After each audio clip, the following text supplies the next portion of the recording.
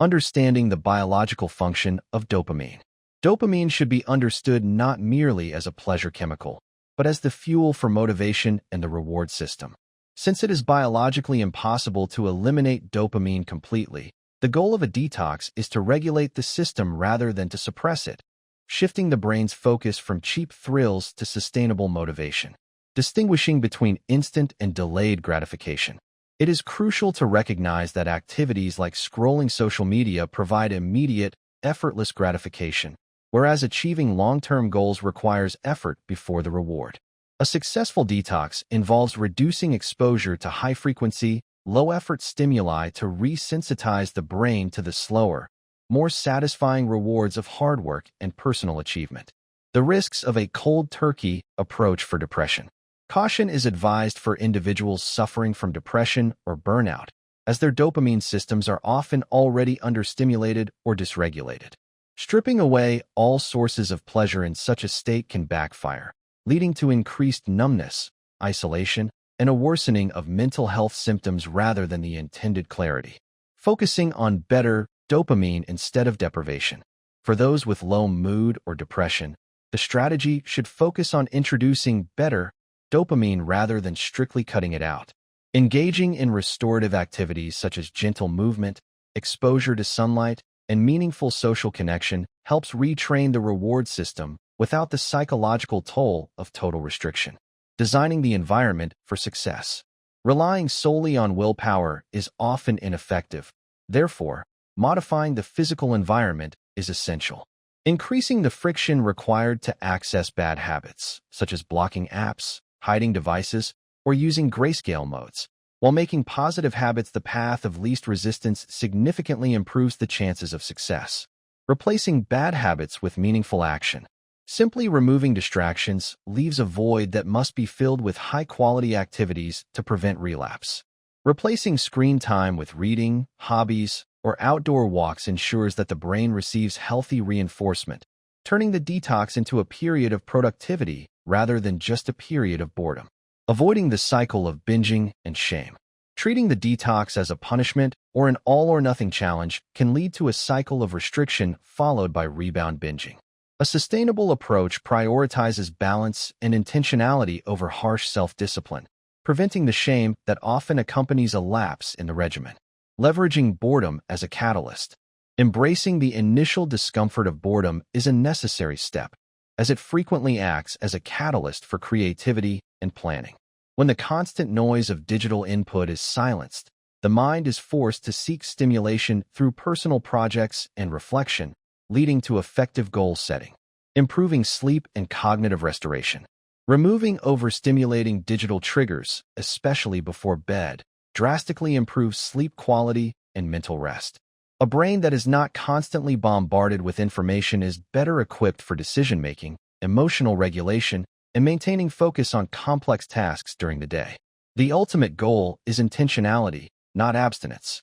The purpose of a dopamine detox is not permanent abstinence from technology, but regaining autonomy over one's attention.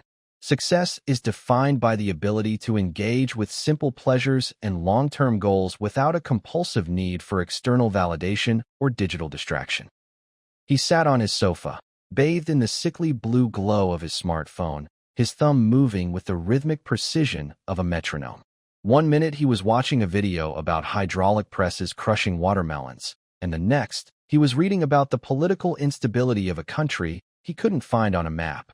He felt exhausted, yet wired, empty, yet overfilled. It was then that he stumbled upon the term dopamine detox. He decided immediately that he would become a monk of the modern age. He misunderstood the assignment completely. He believed that to succeed, he had to eliminate dopamine entirely, as if it were a toxin. He sat in a chair, staring at a blank wall, refusing to listen to music, eat anything with flavor, or look at a screen. This was his first mistake, and a dangerous one. He did not understand that dopamine is not simply a chemical of pleasure that needs to be purged. It is the fuel of motivation and the currency of the brain's reward system. It tells the body that an activity is worth doing. By cutting off every source of stimulation, he wasn't resetting his brain. He was starving it.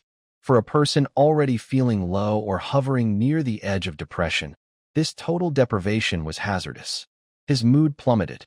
Without the small, artificial hits of joy from his phone, and having refused any healthy replacements, he didn't feel zen. He felt a heavy, gray lethargy. His brain, perhaps already running low on natural motivation, stopped seeing the point of getting out of bed.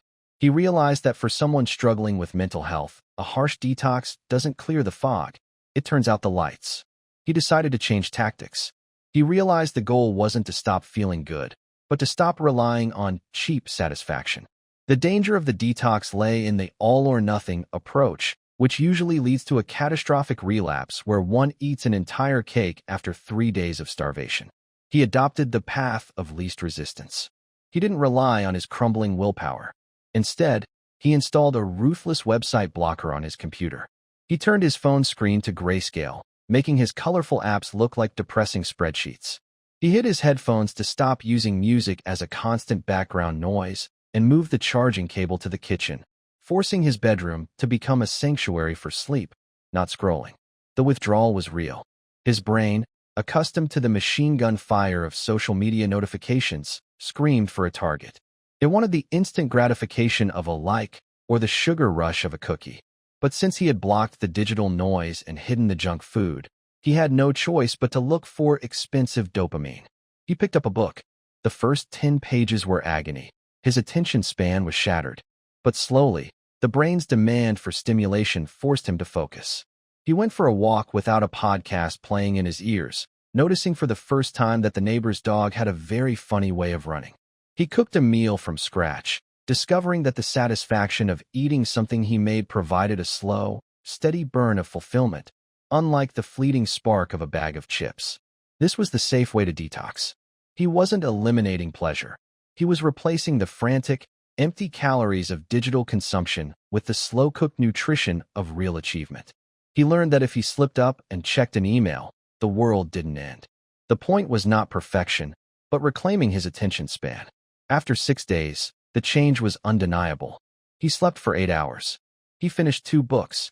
He felt a calm clarity replace the buzzing anxiety.